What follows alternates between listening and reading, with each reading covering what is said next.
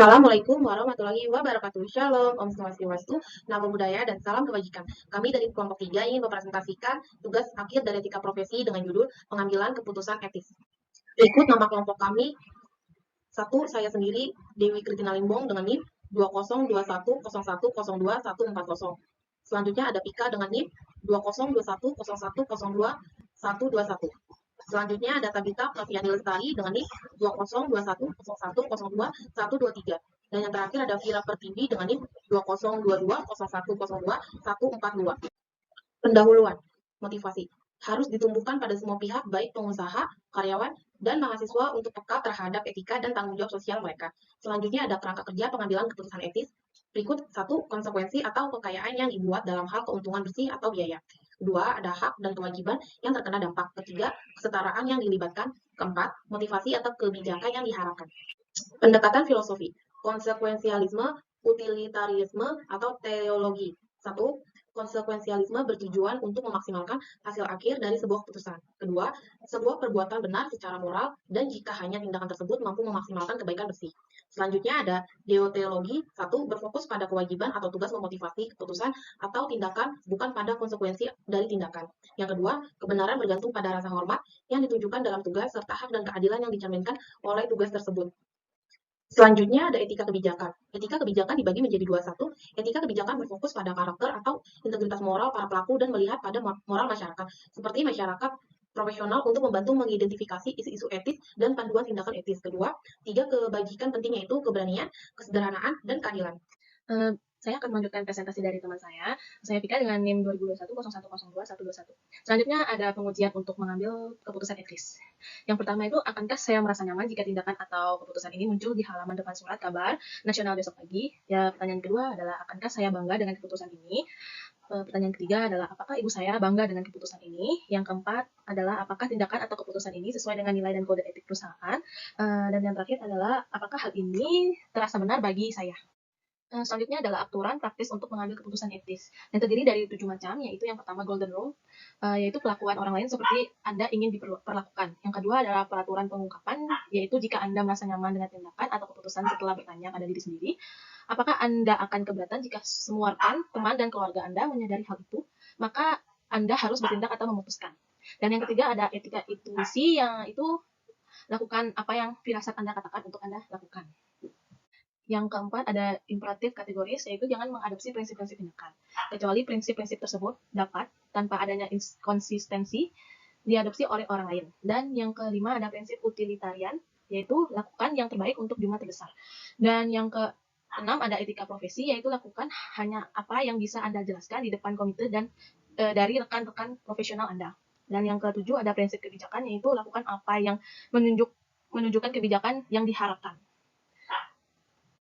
Saya Tabita Oktaviani Lestari dengan NIM 20210102-123 ingin menjelaskan tentang kepentingan dasar bagi para stakeholder. Yang pertama adalah kesejahteraan, yaitu keputusan yang diusulkan akan menghasilkan lebih banyak keuntungan daripada biaya.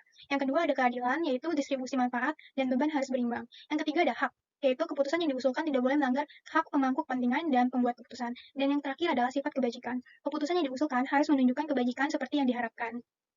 Selanjutnya adalah penilaian dampak bagi stakeholder. Penilaian dampak bagi stakeholder dibagi menjadi 2, yaitu dampak yang dapat dikuantifikasi dan dampak yang tidak dapat dikuantifikasi. Penilaian dampak yang dapat dikuantifikasi yaitu hanya laba atau rugi, analisis biaya manfaat, analisis risiko manfaat, dan ABM atau RBK ditambah peringkat stakeholder. Penilaian dampak yang tidak dapat dikuantifikasi yaitu keadilan di antara stakeholder, dan stakeholder yaitu kehidupan, kesehatan dan keselamatan, perilakuan adil, pembenahan hati nurani, harga diri dan privasi, kebebasan berbicara. Selanjutnya ada contoh kasus, yaitu Fadil usia 33 tahun, sudah 8 tahun bekerja di pabrik ban di Jawa Barat sebagai akuntan. Saudaranya merencanakan membuka pabrik yang sama di Sumatera dan ingin menarik Fadil untuk jabatan direktur keuangan. Pabrik akan beroperasi setengah tahun lagi. Ia ingin juga sempat mempersiapkan pabrik baru. Sesudah menerima tawaran ini, Fadil dengan sengaja mengurangi disiplin kerja sampai 1 angkatan yang cukup mengkhawatirkan pimpinannya. Ia sering datang terlambat dan pulang sebelum jam kerja. Kadang-kadang sama sekali tidak masuk kerja tanpa memberitahukan alasannya. Sudah beberapa kali juga ia tidak mengikuti rapat antar bagian, juga tidak menyelesaikan laporan bulan lalu. Ia mengharapkan akan dipecat supaya mendapat pesangon yang cukup besar sementara menunggu pabrik di Sumatera selesai dan ekonomi keluarganya tidak terbengkalai. Berikut ada pertanyaan. Selanjutnya ada jawaban kasus dari 3 pertanyaan di atas. Yang pertama, bagaimana hubungan antara disiplin kerja, tanggung jawab akuntan, dan moral? Jelaskan dalam ilmu lain juga yang membicarakan tentang tingkah laku manusia. Menurut kami, seorang akuntan harus memiliki integritas dalam bekerja, yaitu harus memenuhi kedisiplinan dalam kerja, tanggung jawab, dan mempunyai moral yang baik dalam bekerja. Seorang akuntan juga harus mempunyai prinsip-prinsip dalam bekerja, yaitu tanggung jawab. Kita sebagai tenaga kerja harus memiliki tanggung jawab yang tinggi dalam bekerja. Pekerjaan yang diberikan kepada kita harus dilakukan dengan sungguh-sungguh dan baik, supaya dapat hasil yang maksimal. Dengan memiliki tanggung jawab yang baik dalam suatu pekerjaan, maka perusahaan dapat dikatakan memiliki SDM yang berkualitas. Yang kedua ada kedisiplinan. Sebagai tenaga kerja, kita harus memiliki kedisiplinan dalam bekerja, yaitu menyelesaikan tugas kita dengan konsisten agar pekerjaan yang diberikan sesuai dengan rencana dan tepat waktu, sehingga tidak ada pekerjaan yang ditelantarkan dan dapat hasil yang maksimal. Memiliki sifat yang disiplin dapat menunjukkan performa terbaiknya karena telah menargetkan sesuatu. Yang terakhir ada integritas. Integritas moral adalah sifat yang dapat dipercaya dan standar moral dalam diri seorang individu untuk menyelesaikan pekerjaannya dengan baik. Memiliki etika yang baik akan membuat diri kita berfungsi dengan baik untuk orang di sekitar kita. Jadi kesimpulan dalam pertanyaan yang pertama adalah kita sebagai tenaga kerja harus memiliki integritas dalam bekerja. Karena jika kita memiliki integritas dalam kerja, kita paham akan tanggung jawab, disiplin kerja, dan menunjukkan moral yang baik dalam bekerja. Etika profesi juga sangat bermanfaat bagi kita seorang pekerja dan bagi perusahaan, karena etika profesi memiliki prinsip yang sangat memadu perilaku individu atau kelompok dalam lingkungan bisnis. Pertanyaan yang kedua adalah, apa yang menjadi kekhususan dalam kecakapan profesional dan terbengkalainya kerja akuntansi yang merupakan tugas dan tanggung jawab Fadil? Menurut kami, profesional dan integritas Fadil dalam bekerja sudah tidak terlihat ketika dia menerima tawaran pekerjaan dari saudaranya. Karena Fadil menunjukkan sikap yang tidak sepatutnya dilakukan oleh seorang pekerja yang profesional, yaitu sengaja mengurangi disiplin kerja sampai suatu tingkatan yang cukup mengkhawatirkan pimpinannya. Ia juga sering datang terlambat dan pulang sebelum jam kerja, kadang-kadang juga tidak masuk kerja tanpa memberitahukan alasannya. Dan sudah beberapa kali ia tidak mengikuti rapat antar bagian dan tidak menyelesaikan laporan bulanan lalu. Dan Fadil juga mempunyai motivasi yang salah, yaitu supaya dia dipecat dan dapat pesangon yang cukup besar agar ekonominya tidak terbengkalai. Menurut kami, sifat Fadil seperti itu akan membuat dia dipecat secara tidak hormat karena dia menunjukkan performa yang buruk bagi perusahaan dan lingkungan pekerjaan demi kepentingan pribadinya. Selanjutnya pertanyaan yang ketiga, apa yang mencolok jika seorang akuntan memandang bahwa dalam family bisnis akan ada masa depan yang cerah daripada meniti karir di perusahaan lain? Jelaskan jawaban saudara dengan sudut pandang etika bisnis. Menurut kami, seorang akuntan harus memiliki integritas dan independen, karena pekerjaan seorang akuntan rawan dengan bujukan dan dorongan dari pihak internal maupun eksternal untuk manipulasi data laporan keuangan. Sedangkan di sisi lain, seorang akuntan harus menyajikan laporan keuangan sesuai dengan kenyataan yang ada. Integritas dalam etika profesi akuntan juga mengharuskan seorang anggota untuk bersikap jujur dan berterus terang tanpa harus mengorbankan rahasia penerima jasa.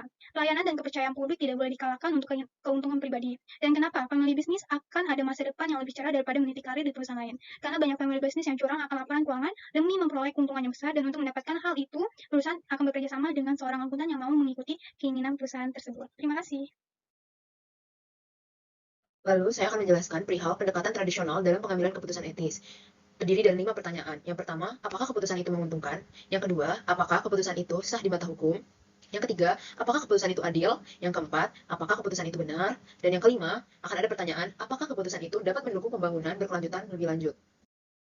Lalu, untuk pendekatan standar moral tradisional, itu terdiri dari utilitarian, di mana pendekatan moral yang didasarkan pada prinsip bahwa tindakan yang benar itu merupakan tindakan yang menghasilkan akibat paling baik atau manfaat paling besar bagi sebanyak mungkin orang. Ini berarti bahwa ketika menghadapi situasi moral, kita itu harus mencari tindakan yang akan menghasilkan konsekuensi yang paling positif bagi keseluruhan masyarakat atau kelompok yang terkena dampaknya. Pendekatan ini mengutamakan kesejahteraan kolektif dan mendorong kita untuk mengoptimalkan kebahagiaan atau utilitas bagi sebanyak mungkin orang.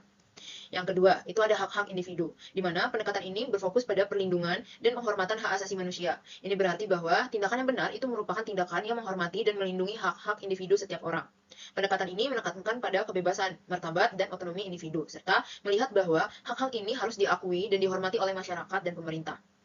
Dalam konteks hal ini, kebebasan dan hak individu itu merupakan prioritas utama dalam menentukan tindakan moral. Yang ketiga, itu ada keadilan, di mana pendekatan berfokus pada distribusi yang adil dan merata dari sumber daya, kesempatan, dan hukuman dalam masyarakat. Tindakan yang benar dalam perspektif keadilan itu merupakan tindakan yang memperlakukan semua orang secara adil, setara, dan tanpa diskriminasi. Pendekatan ini juga menekankan pada pentingnya menghindari diskriminasi dan memastikan bahwa kepentingan semua anggota masyarakat itu dapat diakui dan dipertimbangkan dengan adil. Untuk pendekatan komprehensif dalam pengambilan keputusan, itu terdiri dari konsekuensialisme, yang merupakan pendekatan yang menekankan pada evaluasi tindakan berdasarkan akibat atau konsekuensinya. Dalam konteks etika, pendekatan ini berfokus pada pencapaian hasil yang paling menguntungkan atau menghasilkan manfaat terbesar bagi sebanyak mungkin orang. Pengambilan keputusan etis berdasarkan konsekuensialisme itu akan mempertimbangkan akibat positif dan negatif dari berbagai sisi yang mungkin akan diambil. Lalu ada deontologi. Ini merupakan pendekatan etika yang menekankan pada kewajiban moral dan prinsip-prinsip yang mendasari kebenaran atau kesalahan tindakan terlepas dari konsekuensinya. Dalam pendekatan ini, tindakan itu dianggap benar jika sesuai dengan prinsip moral yang tepat, terlepas dari hasil atau manfaat yang mungkin akan dihasilkan. Oleh karena itu, deontologi ini menitikberatkan pada integritas moral dan melihat etika itu sebagai kumpulan aturan dan kewajiban yang mengikat. Lalu yang ketiga itu ada kesetaraan dan keadilan. Pendekatan ini menempatkan penekanan pada pentingnya menghormati kesetaraan dan memastikan bahwa keadilan itu ada dalam pengambilan keputusan. Ini berarti memperlakukan semua orang itu dengan adil dan setara tanpa memihak pada kelompok tertentu. Ketika menghadapi dilema etis, pertimbangan akan diberikan untuk memastikan bahwa keputusan yang diambil itu tidak menyebabkan diskriminasi dan ketidakadilan pada pihak yang terkena dampaknya. Lalu untuk distribusi manfaat dan beban yang adil, pendekatan ini melibatkan pertimbangan mengenai cara yang adil dalam mendistribusikan manfaat dan beban dalam masyarakat atau kelompok tertentu. Ini menunjukkan bahwa keputusan etis itu harus memperlihatkan bagaimana manfaat itu dapat didistribusikan secara merata atau memastikan bahwa beban itu tidak diberlakukan tidak adil atau hanya untuk kelompok tertentu. Dan yang terakhir itu ada etika kebajikan. Pendekatan ini mempertimbangkan dampak etika dari kebijakan atau tindakan yang lebih luas. Ketika menghadapi masalah etis, pendekatan ini memerlukan analisis komprehensif tentang implikasi etis dari kebijakan atau tindakan yang diusulkan.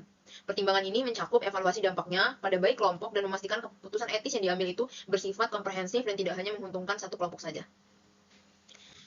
Untuk permasalahan dalam pengambilan keputusan etis itu terdiri dari beberapa hal. Yang pertama adalah masalah bersama. Masalah bersama itu terjadi ketika keputusan etis tidak hanya mempengaruhi individu ataupun kelompok terbatas, tetapi sudah mempengaruhi banyak orang atau masyarakat secara keseluruhan. Keputusan etis semacam ini seringkali lebih kompleks dan sulit karena melibatkan berbagai kepentingan yang beragam dari berbagai pemangku kepentingan, atau biasa kita kenal dengan stakeholder. Lalu yang kedua itu ada mengembangkan aksi yang lebih etis, di mana permasalahan ini pasti muncul ketika kita menyadari bahwa keputusan atau tindakan yang telah diambil itu belum sepenuhnya mencerminkan tingkat etika yang diharapkan. Mencerminkan itu maksudnya di sini adalah mungkin keputusan tersebut melibatkan kompromi nilai atau bahkan mengabaikan prinsip etika yang mendasarinya. Sehingga untuk menghadapi permasalahan bersama dan mengembangkan aksi yang lebih etis ini membutuhkan komitmen untuk tetap dapat beradaptasi, belajar dari kesalahan, dan selalu berusaha untuk memperbaiki tindakan agar sesuai dengan nilai-nilai etika yang telah diyakini. Baik, sekian presentasi dari kelompok kami. Apabila ada pertanyaan dapat dituliskan melalui kolom chat. Terima kasih, sampai jumpa kembali.